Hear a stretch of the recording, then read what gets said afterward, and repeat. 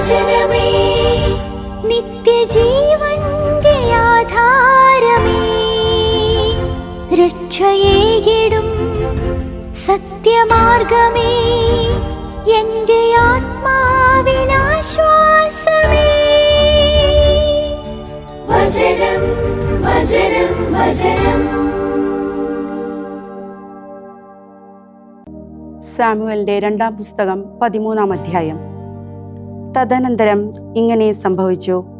ദാവീദിന്റെ മകൻ അബ്സലോമിന് സുന്ദരിയായ ഒരു സഹോദരിയുണ്ടായിരുന്നു. താമാർ എന്നായിരുന്നു അവളുടെ പേര്. ദാവീദിന്റെ തന്നെ മകനായ അമ്നോൻ അവളെ കാംക്ഷിച്ചു. തന്റെ സഹോദരി താമാറിനെ പ്രതി രോഗാതുരനാകാൻ മാത്രം അമ്നോന് വ്യഥയനുഭവപ്പെട്ടു. എന്തെന്നാൽ അവൾ കന്യകയായിരുന്നു. അവളോട് എന്തെങ്കിലും ചെയ്യുക അവൻ്റെ ദൃഷ്ടിയിൽ പ്രയാസകരമായിരുന്നു.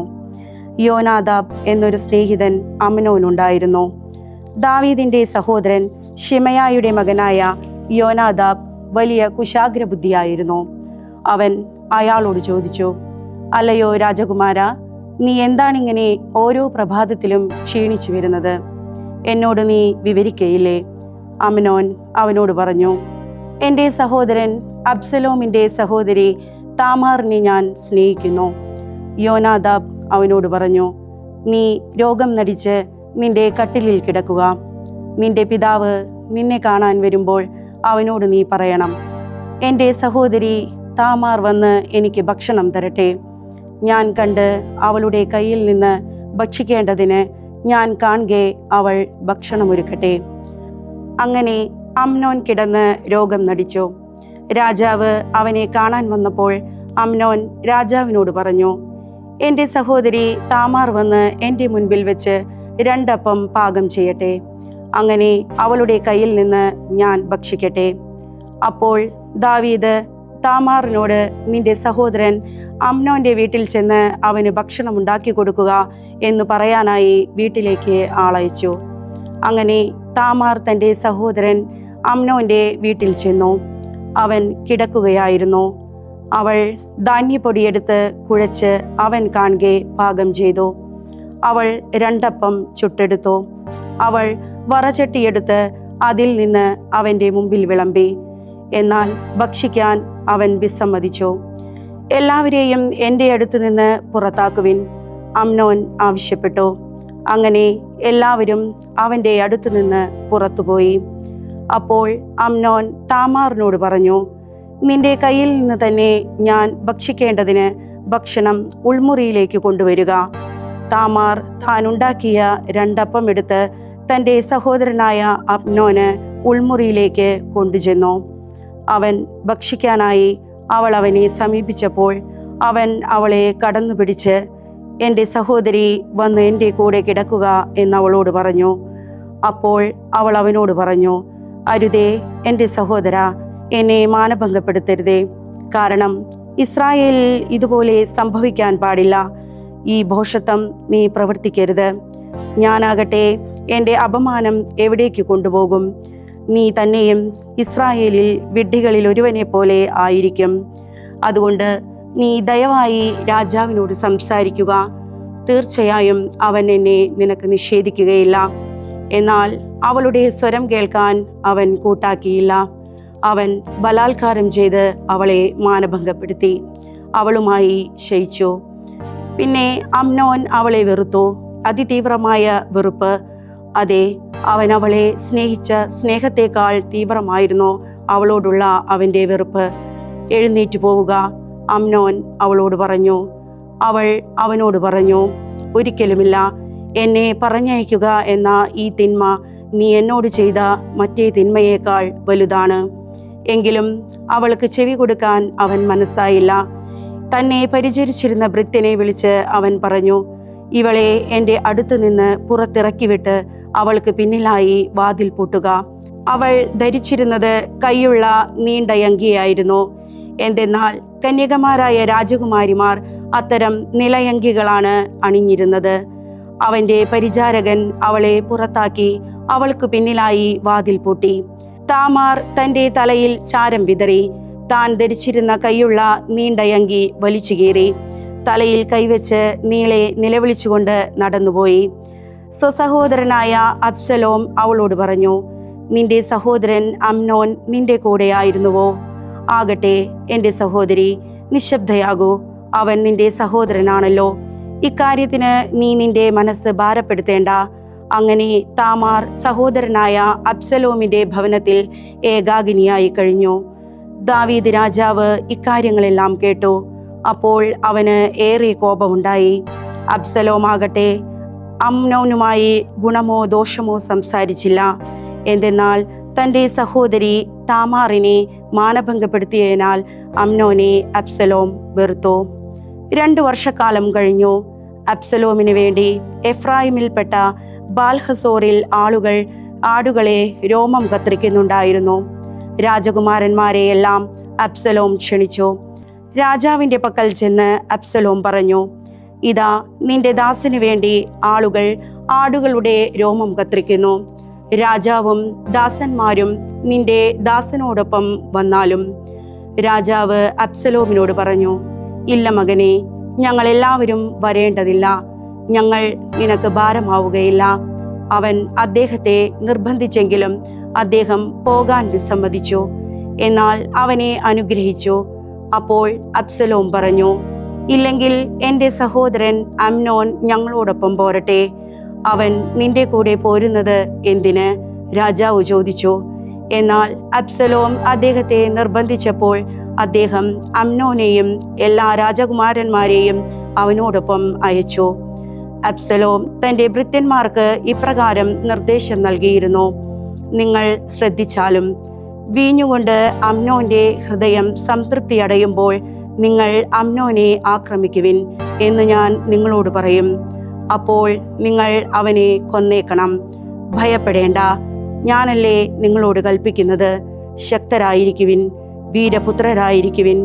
അബ്സലോം കൽപ്പിച്ചതുപോലെ അമ്നോനോട് അബ്സലോമിന്റെ ഭൃത്യന്മാർ പ്രവർത്തിച്ചു. രാജകുമാരന്മാർ എല്ലാവരും എഴുന്നേറ്റ് ഓരോരുത്തനും അവനവന്റെ കോവർ കഴുതപ്പുറത്ത് സവാരി ചെയ്ത് പാഞ്ഞുപോയി. അവർ വഴിയിലായിരിക്കുമ്പോൾ തന്നെ രാജകുമാരന്മാരെയെല്ലാം അബ്സലോം കൊന്നു. അവരിൽ നിന്ന് ഒരാളും ശേഷിച്ചിട്ടില്ല എന്ന് ഒരു കിംവദന്തി ദാവീദിന്റെ പക്കലെത്തി. രാജാവ് എഴുന്നേറ്റ് തൻ്റെ വസ്ത്രങ്ങൾ കീറി തറയിൽ കിടന്നു. അവൻ്റെ ദാസന്മാരെല്ലാവരും കീറപ്പെട്ട വസ്ത്രങ്ങളുമായി നിന്നിരുന്നു. എന്നാൽ ദാവീദിന്റെ സഹോദരൻ ഷിമയായുടെ മകൻ യോനാദാബ് മറുപടിയായി പറഞ്ഞു, യുവരാജകുമാരന്മാരെയും അവർ കൊന്നു എന്ന് എൻ്റെ യജമാനൻ കരുതാതിരിക്കട്ടെ. മറിച്ച് നിശ്ചയമായും അമ്നോൻ മാത്രമേ മരിച്ചിട്ടുള്ളൂ. തൻ്റെ സഹോദരി താമാറിനെ അവൻ മാനഭംഗപ്പെടുത്തിയ ദിനം മുതൽ അബ്സലോമിന്റെ വാക്കിൽ അത് ഉറപ്പായിരുന്നു. ആകയാൽ രാജകുമാരന്മാരെല്ലാം മരിച്ചു എന്ന വാർത്ത എൻ്റെ യജമാനനായ രാജാവ് മനസ്സിലേറ്റാതിരിക്കട്ടെ. പ്രത്യുത അമ്നോൻ മാത്രമേ മരിച്ചിട്ടുള്ളൂ. അബ്സലോം ഓടിപ്പോയി. കാവൽക്കാരനായ ഒരു ഭൃത്യൻ തൻ്റെ കണ്ണുയർത്തി നോക്കിയപ്പോൾ ഇതാ വലിയൊരു ജനക്കൂട്ടം തൻ്റെ പിന്നിലെ വഴിയിൽ നിന്ന് മലയുടെ വശം ചേർന്ന് സഞ്ചരിക്കുന്നു. അപ്പോൾ രാജാവിനോട് യോനാദാബ് പറഞ്ഞു, അതാ രാജകുമാരന്മാർ എത്തിപ്പോയി. നിന്റെ ദാസന്റെ വാക്കുപോലെ തന്നെ സംഭവിച്ചു. അവൻ ഇത് പ്രസ്താവിച്ചു കഴിഞ്ഞപ്പോഴേക്കും ഇതാ രാജകുമാരന്മാർ വന്നു ചേർന്നു. അവർ സ്വരമുയർത്തി കരഞ്ഞു. രാജാവും ദാസന്മാരെല്ലാവരും കരഞ്ഞു. അത്യുച്ചത്തിലുള്ള കരച്ചിൽ. അവൻ തൻ്റെ മകനെ പ്രതി എക്കാലവും വിലപിച്ചു. അബ്സലോം പലായനം ചെയ്ത് അമ്മിഹൂദിന്റെ മകൻ ഗശൂർ രാജാവായ തൽമായിയുടെ അടുക്കലേക്ക് പോയി.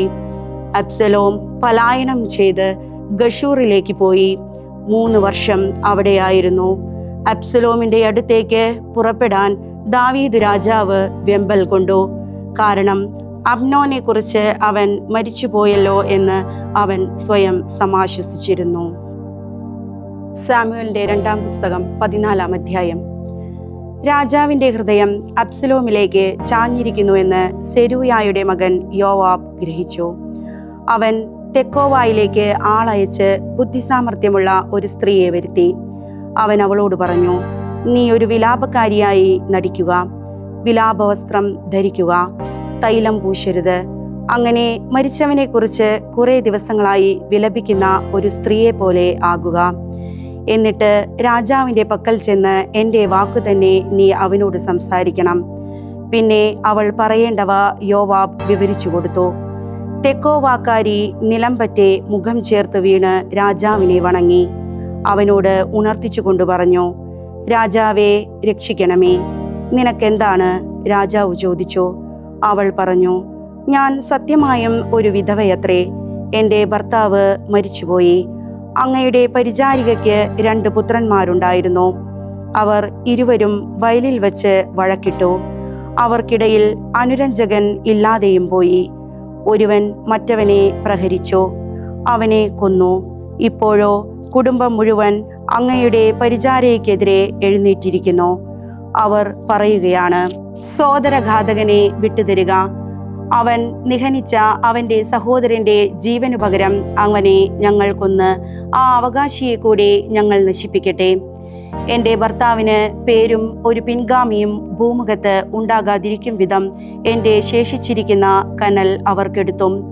അപ്പോൾ രാജാവ് ആ സ്ത്രീയോട് പറഞ്ഞു, നീ നിന്റെ വീട്ടിലേക്ക് പോവുക. നിന്റെ കാര്യത്തിൽ ഞാൻ നിർദ്ദേശം കൊടുത്തുകൊള്ളാം. തെക്കോവാക്കാരി രാജാവിനോട് പറഞ്ഞു, എൻ്റെ യജമാനനായ രാജാവേ, കുറ്റം എൻ്റെ മേലും എൻ്റെ പിതൃഗൃഹത്തിൻ്റെ മേലും ഇരിക്കട്ടെ. രാജാവും സിംഹാസനവും കുറ്റമറ്റതായിരിക്കട്ടെ. രാജാവ് പറഞ്ഞു, ആരെങ്കിലും നിന്നോട് വഴിവിട്ട് സംസാരിക്കുന്ന പക്ഷം അവനെ എൻ്റെ അടുക്കൽ കൊണ്ടുവരിക. അവൻ നിന്നെ വീണ്ടും ശല്യപ്പെടുത്തുകയില്ല. അപ്പോൾ അവൾ പറഞ്ഞു, രക്തപ്രതികാരി അതിക്രമം ചെയ്യുന്നത് പെരുകാനിടയാക്കി എൻ്റെ മകനെ അവർ നശിപ്പിക്കാതിരിക്കാൻ രാജാവ് ദൈവമായ കർത്താവിനെ അനുസ്മരിക്കട്ടെ. അവൻ പറഞ്ഞു, ജീവിക്കുന്ന കർത്താവാണേ, നിന്റെ മകൻ്റെ തലമുടിയിൽ ഒന്നുപോലും നിലത്ത് വീണുപോവുകയില്ല. അപ്പോൾ ആ സ്ത്രീ പറഞ്ഞു, എൻ്റെ യജമാനനായ രാജാവിനോട് അങ്ങയുടെ പരിചാരിക ഒരു കാര്യം ഉണർത്തിച്ചു കൊള്ളട്ടെയോ? ഉണർത്തിക്കുക, അവൻ പറഞ്ഞു. ആ സ്ത്രീ പറഞ്ഞു, പിന്നെ എന്തുകൊണ്ടാണ് അങ്ങ് ദൈവജനത്തിനെതിരെ ഇതുപോലെ നിരൂപിച്ചിരിക്കുന്നത്? രാജാവ് സ്വന്തം പുറന്തള്ളപ്പെട്ടവനെ തിരികെ കൊണ്ടുവരാത്തതുമൂലം ഇക്കാര്യം പ്രസ്താവിച്ചുകൊണ്ട് രാജാവ് ഒരു കുറ്റവാളിയെ പോലെ ആയിരിക്കുന്നു. കോരിയെടുക്കാനാവാത്ത വിധം നിലത്തൊഴിച്ച വെള്ളം പോലെ നമ്മൾ തീർച്ചയായും മരിക്കുമല്ലോ. ദൈവം പ്രാണനെ എടുക്കുന്നില്ല, പക്ഷേ പുറന്തള്ളപ്പെട്ടവനെ തന്നിൽ നിന്ന് പുറന്തള്ളാതിരിക്കാൻ അവിടുന്ന് പദ്ധതികൾ മെനയുന്നു. ഞാനിപ്പോൾ വന്നിരിക്കുന്നത് തന്നെ എൻ്റെ ജനം എന്നെ ഭയപ്പെടുത്തിയതുകൊണ്ട് ഇക്കാര്യം എൻ്റെ യജമാനനായ രാജാവിനോട് പറയാനാണ്. അങ്ങയുടെ പരിചാരിക വിചാരിച്ചു, രാജാവിനോട് പറയാം, തൻ്റെ ദാസിയുടെ കാര്യം രാജാവ് ചെയ്തു തരുമായിരിക്കും. എന്തെന്നാൽ എന്നെയും എൻ്റെ പുത്രനെയും ഒരുമിച്ച് ദൈവത്തിൻ്റെ അവകാശത്തിൽ നിന്ന് ഇല്ലായ്മ ചെയ്യുന്ന വ്യക്തിയുടെ പിടിയിൽ നിന്ന് തൻ്റെ ദാസിയെ വിമോചിക്കുന്നതിന് രാജാവ് എന്നെ കേൾക്കും. എൻ്റെ യജമാനനായ രാജാവിൻ്റെ വാക്ക് എനിക്ക് സ്വസ്ഥതയായി തീരട്ടെ എന്നാണ് അങ്ങയുടെ പരിചാരിക ചിന്തിച്ചത്. എന്തെന്നാൽ നല്ലതും ചീത്തയും കേൾക്കുന്ന കാര്യത്തിൽ ദൈവദൂതൻ എങ്ങനെയോ അങ്ങനെയാണ് എൻ്റെ യജമാനനായ രാജാവ്. അങ്ങയുടെ ദൈവമായ കർത്താവ് അങ്ങയോട് കൂടെ ഉണ്ടായിരിക്കട്ടെ.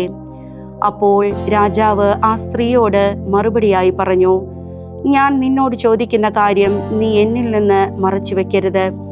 എൻ്റെ യജമാനനായ രാജാവ് സംസാരിച്ചാലും. ആ സ്ത്രീ പറഞ്ഞു.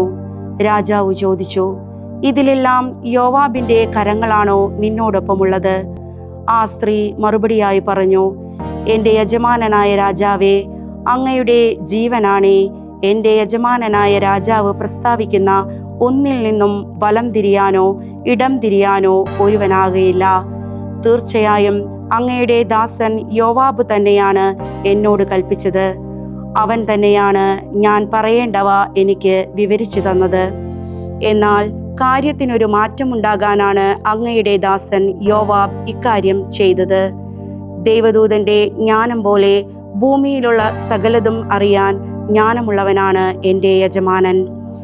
രാജാവ് യോവാബിനോട് പറഞ്ഞു, ഇതാ ഞാൻ ഇക്കാര്യം ചെയ്തിരിക്കുന്നു. നീ ചെന്ന് അബ്സലോം കുമാരനെ തിരികെ കൊണ്ടുവരിക. യോവാബ് നിലത്തേക്ക് മുഖം താഴ്ത്തി വണങ്ങി. പിന്നെ രാജാവിന് അനുഗ്രഹം നേർന്നുകൊണ്ട് യോവാബ് പറഞ്ഞു, എൻ്റെ യജമാനനായ രാജാവേ, അവിടുത്തെ ദാസന്റെ അപേക്ഷ രാജാവ് നിവർത്തിച്ചതുവഴി ഞാൻ അങ്ങയുടെ ദൃഷ്ടികളിൽ ദയ കണ്ടെത്തിയെന്ന് അങ്ങേ ദാസൻ ഇന്ന് മനസ്സിലാക്കുന്നു. യോവാബ് എഴുന്നേറ്റ് ഗശൂറിലേക്ക് പോയി അബ്സലോമിനെ ജെറുസലേമിലേക്ക് കൊണ്ടുവന്നു. രാജാവ് പറഞ്ഞു, അവൻ സ്വഭവനത്തിലേക്ക് മടങ്ങട്ടെ, പക്ഷേ അവൻ എൻ്റെ മുഖം കാണുകയില്ല. അങ്ങനെ അബ്സലോം സ്വഭവനത്തിലേക്ക് മടങ്ങി. അവൻ രാജാവിൻ്റെ മുഖം കണ്ടില്ല. അബ്സലോമിനെ പോലെ ഏറെ പ്രകീർത്തിതനായ ഒരു സുന്ദര പുരുഷൻ ഇസ്രായേലിലെങ്ങും ഉണ്ടായിരുന്നില്ല. ഉള്ളങ്കാൽ മുതൽ ഉച്ചിവരെ ന്യൂനതയില്ലാത്തവനായിരുന്നു അവൻ. അവൻ തൻ്റെ തല മുണ്ടനം ചെയ്യുമ്പോൾ തൻ്റെ തലമുടി അവൻ തൂക്കി നോക്കും. രാജതൂക്കത്തിന് 200 ഷെക്കൽ. ആണ്ടോടാണ്ട് കൂടുമ്പോഴായിരുന്നു അവൻ തല മുണ്ടനം ചെയ്തിരുന്നത്. തൻ്റെ മേൽ ഭാരമാകുന്നതുകൊണ്ടായിരുന്നു അവൻ മുണ്ടനം ചെയ്തിരുന്നത്. അബ്സലോമിന് 3 പുത്രന്മാരും 1 പുത്രിയും ജനിച്ചു. താമാർ എന്നു പേരുള്ള അവൾ കാഴ്ചയ്ക്ക് ലാവണ്യവതിയായിരുന്നു. രാജാവിൻ്റെ മുഖം കാണാതെ 2 സംവത്സരം അബ്സലോം ജെറുസലേമിൽ താമസിച്ചു. രാജാവിൻ്റെ അടുത്തേക്ക് തന്നെ അയക്കേണ്ടതിന് അബ്സലോം യോവാബിൻ്റെ പക്കൽ ആളയച്ചു. എന്നാൽ അവൻ്റെ അടുക്കൽ വരാൻ അയാൾ വിസമ്മതിച്ചു. അവൻ രണ്ടാമതൊന്നുകൂടി ആളയച്ചു. എന്നാൽ വരാൻ അയാൾ മനസ്സായില്ല. അപ്പോൾ അബ്സലോം തൻ്റെ ദാസന്മാരോട് പറഞ്ഞു, നോക്കൂ, യോവാബിൻ്റെ പുരയിടം എൻ്റെ കയ്യകലത്തിലാണ്. അവന് അവിടെ യവമുണ്ട്. നിങ്ങൾ ചെന്ന് അത് തീ വയ്ക്കുവിൻ. അങ്ങനെ അബ്സലോമിൻ്റെ ദാസന്മാർ പുരയിടം തീവച്ചു. യോവാബ് എഴുന്നേറ്റ് അബ്സലോമിൻ്റെ അടുത്തേക്ക് വീട്ടിലേക്ക് ചെന്ന് അവനോട് ചോദിച്ചു, നിന്റെ ദാസന്മാർ എനിക്കുള്ള പുരയിടം തീവച്ചതെന്തിന്? അബ്സലോം യോവാബിനോട് പറഞ്ഞു, ഇതാ ഗശൂറിൽ നിന്ന് ഞാൻ വന്നതെന്തിന്? ഞാൻ തുടർന്നും അവിടെ ആയിരിക്കുന്നതായിരുന്നു എനിക്ക് ഭേദം എന്ന് പറയാൻ രാജാവിൻ്റെ പക്കൽ നിന്നെ അയക്കുന്നതിന് നീ ഇവിടെ വരിക എന്ന് പറഞ്ഞ് ഞാൻ നിന്റെ പക്കൽ ആളയച്ചു. ആകയാൽ ഞാൻ രാജാവിൻ്റെ മുഖം കാണട്ടെ. എന്നിൽ കുറ്റമുണ്ടെങ്കിൽ അവൻ എന്നെ കൊല്ലട്ടെ. അപ്പോൾ യോവാബ് രാജാവിൻ്റെ പക്കൽ ചെന്ന് അദ്ദേഹത്തെ വിവരമറിയിച്ചു. തുടർന്ന് അബ്സലോമിനെ രാജാവ് വിളിപ്പിച്ചു. അങ്ങനെ അവൻ രാജാവിൻ്റെ പക്കൽ വന്നു. രാജസമക്ഷം അവൻ നിലം പറ്റെ മുഖം ചേർത്ത് അദ്ദേഹത്തെ പ്രണമിച്ചു. രാജാവ് അബ്സലോമിനെ ചുംബിച്ചു. ജ്ഞാനത്തിൻ്റെ പുസ്തകം 16-ാം അധ്യായം. ഇതുമൂലം സമാനമായവയിലൂടെ അവർ സമുചിതം ശിക്ഷിക്കപ്പെട്ടു. വന്യമൃഗക്കൂട്ടത്താൽ അവർ പീഡിപ്പിക്കപ്പെട്ടു. ആ ശിക്ഷയ്ക്ക് പകരം അങ്ങയുടെ ജനത്തോട് അങ്ങ് അനുഭാവം പുലർത്തി. അവരുടെ തീവ്രാഭിവാഞ്ചയുടെ പൂർത്തിക്കായി അങ്ങ് കാടപക്ഷികളെ സവിശേഷ രുചിയുള്ള ഭക്ഷണമായി ഒരുക്കി. ഇത് ഭക്ഷണം കൊതിച്ച മറ്റുള്ളവർ അങ്ങയച്ച വിചിത്ര ജീവികൾ മൂലം തങ്ങളുടെ സ്വാഭാവിക വാഞ്ചയിൽ നിന്നുപോലും പിന്തിരിയേണ്ടതിനും, എന്നാൽ അല്പകാലത്തേക്ക് ദാരിദ്ര്യം അനുഭവിച്ച സ്വജനം സവിശേഷ രുചി നുകരാനിടയാകുന്നതിനും വേണ്ടിയായിരുന്നു. കാരണം ആ മർദ്ദകർക്ക് ദാരിദ്ര്യം വന്നു ഭവിക്കേണ്ടിയിരുന്നു. എന്നാൽ തങ്ങളുടെ ശത്രുക്കൾ എങ്ങനെ പീഡിപ്പിക്കപ്പെട്ടുവെന്ന് ഇവർക്ക് മാത്രം വെളിപ്പെടേണ്ടിയിരുന്നു. അങ്ങയുടെ ജനത്തിൻ്റെ മേൽ വന്യമൃഗങ്ങളുടെ ഉഗ്രകോപം വന്നു ഭവിക്കുകയും കൗശല സർപ്പങ്ങളുടെ ദംശനമേറ്റ് അവർ നശിപ്പിക്കപ്പെടുകയും ചെയ്തപ്പോൾ അന്തമില്ലാതെ നീളുന്നതായിരുന്നില്ല അങ്ങയുടെ ക്രോധം. താക്കീതെന്ന നിലയിൽ അവർ അല്പകാലം പീഡിപ്പിക്കപ്പെട്ടു. അങ്ങയുടെ നിയമത്തിൻ്റെ അനുശാസനം ഓർമ്മിപ്പിക്കാനായി അവർക്ക് ലഭിച്ച രക്ഷയുടെ അടയാളമായിരുന്നു അത്. എന്തെന്നാൽ അതിലേക്ക് തിരിഞ്ഞവൻ രക്ഷിക്കപ്പെട്ടത് അവൻ കണ്ട വസ്തുവിനാലല്ല, പ്രത്യുത എല്ലാവരുടെയും രക്ഷകനായ അങ്ങയാലാണ്. അങ്ങാണ് സകല തിന്മയിൽ നിന്നും രക്ഷിക്കുന്നതെന്ന് അതുവഴി ഞങ്ങളുടെ ശത്രുക്കളെ അങ്ങ് ബോധ്യപ്പെടുത്തുകയും ചെയ്തു.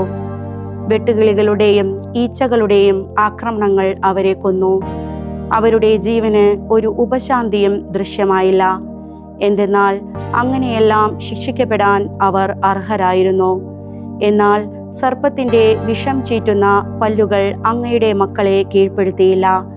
അങ്ങയുടെ കാരുണ്യം അവരുടെ സഹായത്തിനെത്തി, അവരെ സുഖപ്പെടുത്തി. അങ്ങയുടെ കൽപ്പനകൾ അനുസ്മരിപ്പിക്കാൻ അവർ ദംശിക്കപ്പെട്ടു. എന്നാൽ അവർ അതിവേഗം രക്ഷിക്കപ്പെട്ടു.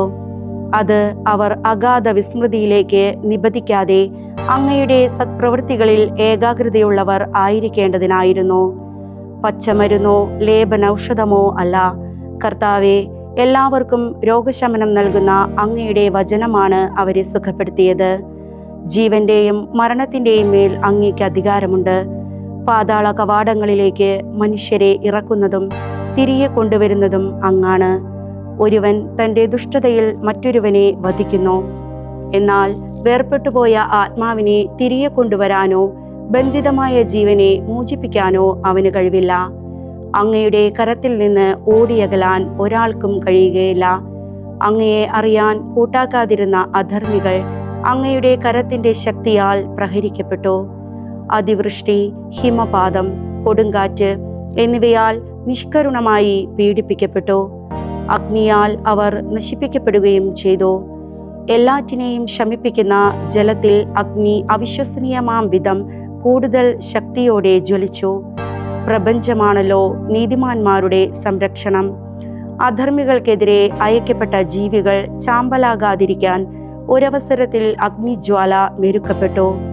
എന്നാൽ ദൈവത്തിൻ്റെ വിധി തങ്ങളെ പിന്തുടരുന്നെന്ന് അവർ കണ്ടറിയേണ്ടിയിരുന്നു.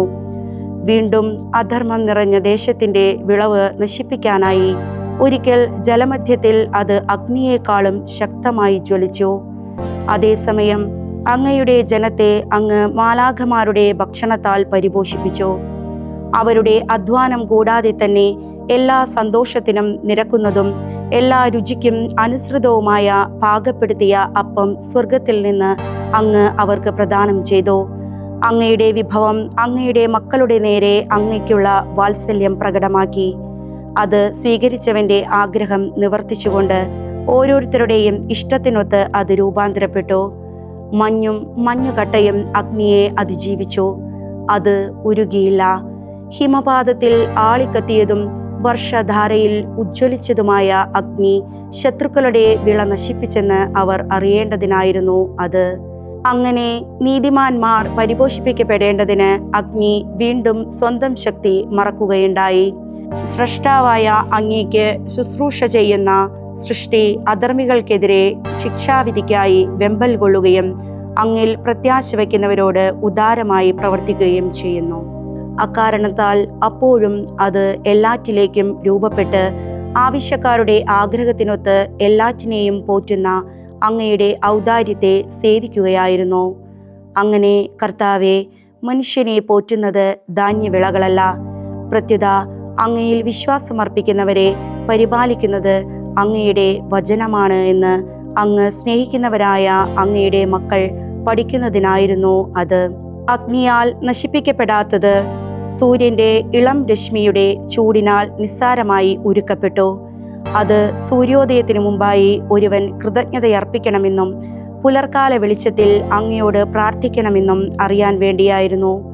എന്തെന്നാൽ കൃതജ്ഞന്റെ പ്രത്യാശ ശീതകാലത്തെ മൂടൽ മഞ്ഞുപോലെ ഉരുകിപ്പോകുകയും ഉപയോഗശൂന്യമായ ജലം പോലെ ഒഴുകിപ്പോകുകയും ചെയ്യും. വിശുദ്ധ യോഹന്നാൻ എഴുതിയ സുവിശേഷം 5-ാം അധ്യായം 30 മുതൽ 47 വരെയുള്ള തിരുവചനങ്ങൾ. സ്വമേധയാ ഒന്നും ചെയ്യാൻ എനിക്ക് സാധിക്കുകയില്ല. ഞാൻ ശ്രവിക്കുന്ന പോലെ ഞാൻ വിധിക്കുന്നു. എൻ്റെ വിധി നീതിപൂർവകവുമാണ്. എന്തെന്നാൽ എൻ്റെ ഇഷ്ടമല്ല, എന്നെ അയച്ചവൻ്റെ ഇഷ്ടമാണ് ഞാൻ അന്വേഷിക്കുന്നത്. ഞാൻ എന്നെക്കുറിച്ച് തന്നെ സാക്ഷ്യപ്പെടുത്തുന്നെങ്കിൽ എൻ്റെ സാക്ഷ്യം സത്യമല്ല. എന്നെക്കുറിച്ച് സാക്ഷ്യം നൽകുന്ന വേറൊരാളുണ്ട്. എന്നെക്കുറിച്ചുള്ള അവൻ്റെ സാക്ഷ്യം സത്യമാണെന്ന് എനിക്കറിയാം. നിങ്ങൾ യോഹന്നാൻ്റെ അടുത്തേക്ക് ആളയച്ചു. അവൻ സത്യത്തിന് സാക്ഷ്യം നൽകുകയും ചെയ്തു. ഞാൻ മനുഷ്യരുടെ സാക്ഷ്യം സ്വീകരിക്കുന്നില്ല. എന്നാൽ നിങ്ങൾ രക്ഷിക്കപ്പെടേണ്ടതിനാണ് ഞാൻ ഇതെല്ലാം പറയുന്നത്. കത്തിജ്വലിക്കുന്ന വിളക്കായിരുന്നു അവൻ. അല്പസമയത്തേക്ക് അവൻ്റെ പ്രകാശത്തിൽ ആഹ്ലാദിക്കാൻ നിങ്ങൾ ആഗ്രഹിച്ചുമിരുന്നു. എന്നാൽ യോഹന്നാൻ്റേതിനേക്കാൾ വലിയ സാക്ഷ്യം എനിക്കുണ്ട്. എന്തെന്നാൽ പൂർത്തിയാക്കാനായി പിതാവ് എന്നെ ഏൽപ്പിച്ച പ്രവൃത്തികൾ ഞാൻ ചെയ്തുകൊണ്ടിരിക്കുന്ന പ്രവൃത്തികൾ തന്നെ. പിതാവാണ് എന്നെ അയച്ചതെന്ന് സാക്ഷ്യപ്പെടുത്തുന്നു. എന്നെ അയച്ച പിതാവ് തന്നെ എന്നെക്കുറിച്ച് സാക്ഷ്യപ്പെടുത്തിയിരിക്കുന്നു. അവിടുത്തെ സ്വരം നിങ്ങൾ ഒരിക്കലും ശ്രവിച്ചിട്ടില്ല, രൂപം കണ്ടിട്ടുമില്ല. അവിടുത്തെ വചനം നിങ്ങളിൽ വസിക്കുന്നില്ല, കാരണം അവിടുന്ന് അയച്ചവനെ നിങ്ങൾ വിശ്വസിക്കുന്നില്ല. വിശുദ്ധ ലിഖിതങ്ങൾ നിങ്ങൾ സൂക്ഷ്മ പരിശോധന നടത്തുന്നു, എന്തെന്നാൽ അവയിൽ നിത്യജീവനുണ്ടെന്ന് നിങ്ങൾ വിചാരിക്കുന്നു. അവ തന്നെയാണ് എന്നെക്കുറിച്ച് സാക്ഷ്യം നൽകുന്നത്. എന്നിട്ടും നിങ്ങൾക്ക് ജീവൻ ഉണ്ടാകേണ്ടതിന് എൻ്റെ അടുത്തേക്ക് വരാൻ നിങ്ങൾ ആഗ്രഹിക്കുന്നില്ല. മനുഷ്യരിൽ നിന്ന് ഞാൻ മഹത്വം സ്വീകരിക്കുന്നില്ല. എനിക്ക് നിങ്ങളെ അറിയാം, നിങ്ങളിൽ ദൈവസ്നേഹമില്ല. ഞാൻ എൻ്റെ പിതാവിൻ്റെ നാമത്തിൽ വന്നിരിക്കുന്നു, എന്നിട്ടും നിങ്ങൾ എന്നെ സ്വീകരിക്കുന്നില്ല. എന്നാൽ വേറൊരുവൻ സ്വന്തം നാമത്തിൽ വന്നാൽ നിങ്ങൾ അവനെ സ്വീകരിക്കും.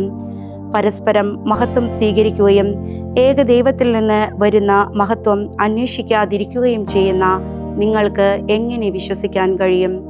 പിതാവിൻ്റെ സന്നിധിയിൽ ഞാനായിരിക്കും നിങ്ങളെ കുറ്റപ്പെടുത്തുന്നത് എന്ന് നിങ്ങൾ വിചാരിക്കേണ്ട. നിങ്ങൾ പ്രത്യാശയർപ്പിച്ചിരിക്കുന്ന മോശയായിരിക്കും നിങ്ങളെ കുറ്റപ്പെടുത്തുന്നത്. എന്തെന്നാൽ നിങ്ങൾ മോശയെ വിശ്വസിച്ചിരുന്നെങ്കിൽ എന്നെയും വിശ്വസിക്കുമായിരുന്നു, കാരണം എന്നെക്കുറിച്ചാണ് അവൻ എഴുതിയിരിക്കുന്നത്. എന്നാൽ അവൻ എഴുതിയവ നിങ്ങൾ വിശ്വസിക്കുന്നില്ലെങ്കിൽ എൻ്റെ വാക്കുകൾ എങ്ങനെ വിശ്വസിക്കും? ദൈവവചനമേ, നിത്യജീവന്റെ ആധാരമേ, രക്ഷയേകിടും സത്യമാർഗമേ, എൻ്റെ ആത്മാവിനാശ്വാസം.